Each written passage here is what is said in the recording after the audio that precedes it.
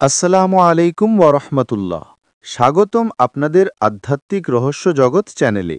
আজকে আমি আপনাদেরকে এমন এক গুপ্ত বিদ্যার কথা জানাবো যা প্রাচীন কাল থেকে আধ্যাত্মিক গুরু ও সাধকেরা ব্যবহার করে আসছেন। এই বিদ্যাটি হল বশীকরণ নকশা। অনেকে চান তাদের কাঙ্ক্ষিত ব্যক্তি যেন তাদের প্রতি আকর্ষিত হয়, ভালোবাসায় মুগ্ধ হয়, অথবা তাদের কথা মতো চলে। আধ্যাত্মিক সাধনার এই বিশেষ কায়দা সেই উদ্দেশ্য পূরণে সাহায্য করে।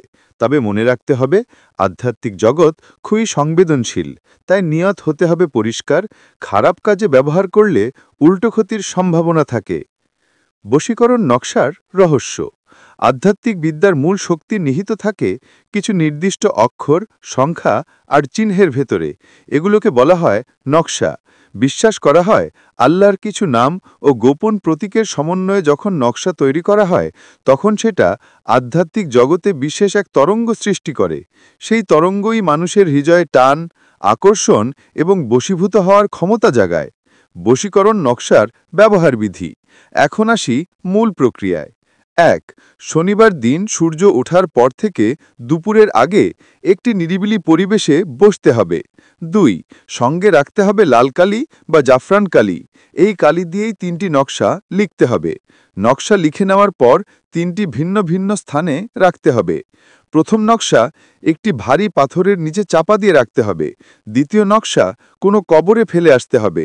তৃতীয় নকশা যে কোনো একটি গাছে ঝুলিয়ে দিতে হবে।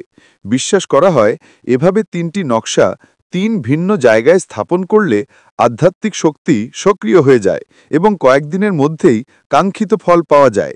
সাধারণত ৩ থেকে ৪ দিনের মধ্যে এর প্রভাব স্পষ্টভাবে বোঝা যায়।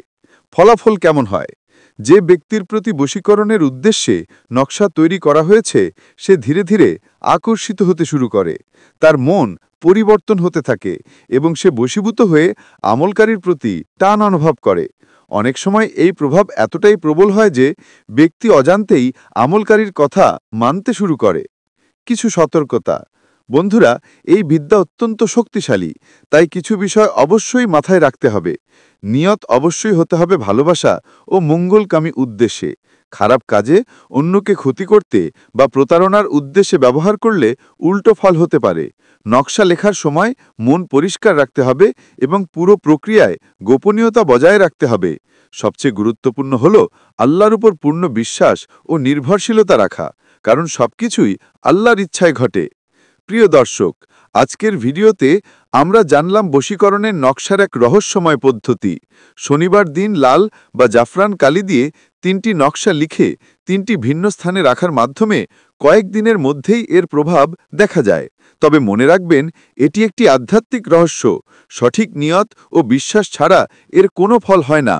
আধ্যাত্মিক জ্ঞানকে সবসময় ব্যবহার করতে হবে ভালোবাসা, শান্তি ও মঙ্গল কামনায়।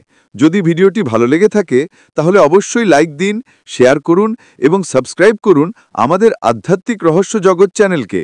আগামীতে আরও গোপন রহস্য, আধ্যাত্মিক তদবির এবং প্রাচীন বিদ্যার নানা দিক নিয়ে হাজির হব ইনশাআল্লাহ।